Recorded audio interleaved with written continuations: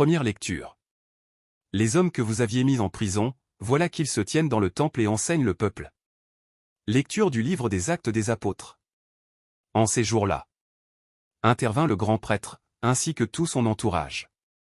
C'est-à-dire le groupe des Sadducéens, qui étaient remplis d'une ardeur jalouse pour la loi. Ils mirent la main sur les apôtres et les placèrent publiquement sous bonne garde. Mais, pendant la nuit, l'ange du Seigneur ouvrit les portes de la prison et les fit sortir. Il leur dit : Partez, tenez-vous dans le temple. Et là, dites au peuple toutes ces paroles de vie. Ils l'écoutèrent. Dès l'aurore, ils entrèrent dans le temple. Et là, ils enseignaient. Alors arriva le grand prêtre, ainsi que son entourage. Ils convoquèrent le Conseil suprême, toute l'assemblée des anciens d'Israël. Et ils envoyèrent chercher les apôtres dans leur cachot. En arrivant, les gardes ne les trouvèrent pas à la prison. Ils revinrent donc annoncer : Nous avons trouvé le cachot parfaitement verrouillé. Et les gardes en faction devant les portes. Mais, quand nous avons ouvert, nous n'avons trouvé personne à l'intérieur. Ayant entendu ce rapport, le commandant du temple et les grands prêtres, tout perplexes, se demandaient ce qu'il adviendrait de cette affaire. Là-dessus, quelqu'un vient leur annoncer : Les hommes que vous aviez mis en prison, voilà qu'ils se tiennent dans le temple et enseignent le peuple.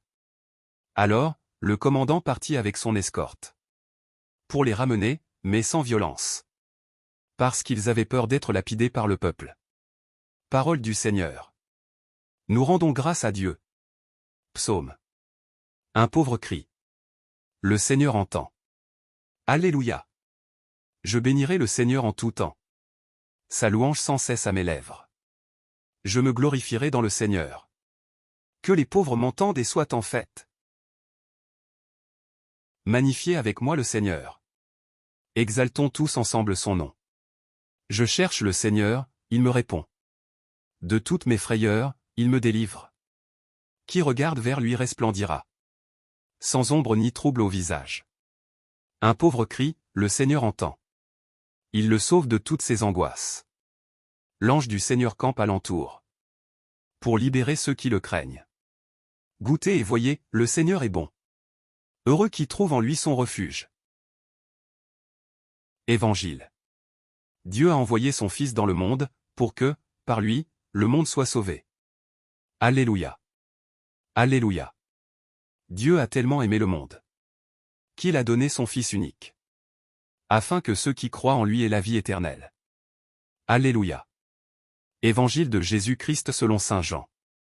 En ce temps-là, Jésus disait à Nicodème : Dieu a tellement aimé le monde qu'il a donné son Fils unique, afin que quiconque croit en lui ne se perde pas, mais obtienne la vie éternelle.